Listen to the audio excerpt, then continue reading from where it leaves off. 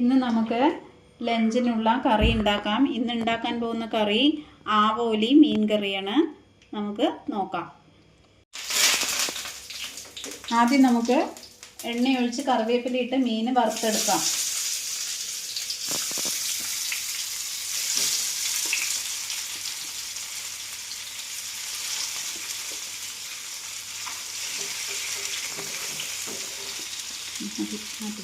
ആയിട്ടുണ്ട്, നമുക്ക് മറിച്ചിടാം.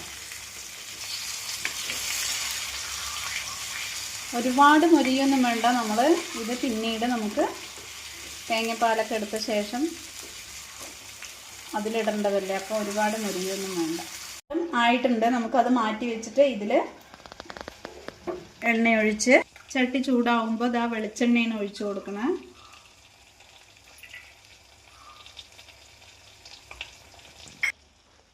ഇതാ 4-5 മണി വെന്തയം കടുകും ഇട്ട് പൊട്ടിക്കാം.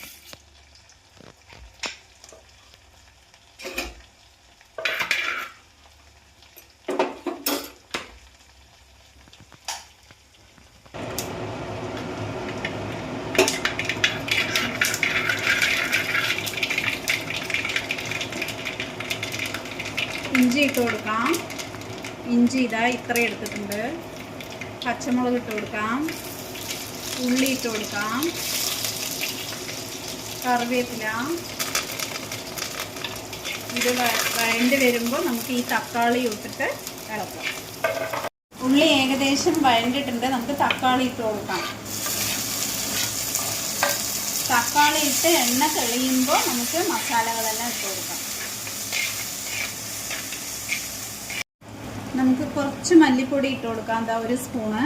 മീനിൽ ഓൾറെഡി മുളകും മഞ്ഞൾപ്പൊടിയും ഉപ്പും കുരുമുളക് പൊടി ഇട്ടിട്ടാണ് ഞാൻ മീൻ വറുത്തെടുത്തത്. അപ്പോൾ കുറച്ച് മസാല ഇട്ട് കൊടുത്താൽ മതി. ഇതാ മഞ്ഞൾപ്പൊടി, മുളക് പൊടി, കുറച്ച് ഉപ്പിട്ട്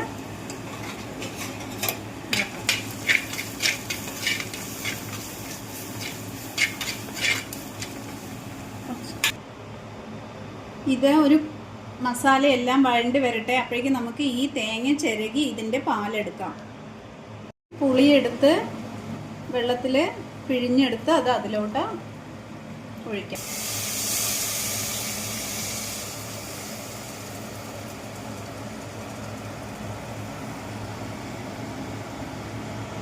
വറുത്ത മീനെ ഇതിലോട്ട് ഇട്ട് കൊടുക്കാം. ഈ പുളിവെള്ളത്തിലോട്ട്, പുളിവെള്ളം തിളച്ചിട്ടുണ്ട്, ഇതിലോട്ട് ഇട്ട് കൊടുക്കാം. അതൊക്കെ ഇടണം.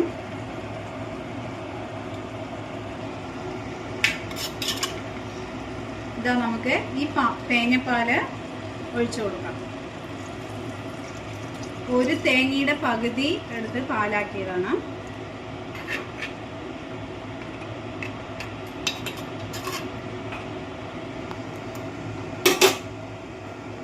കുറച്ച് കുരുമുളക് പൊടി വിതറി കൊടുക്കാം.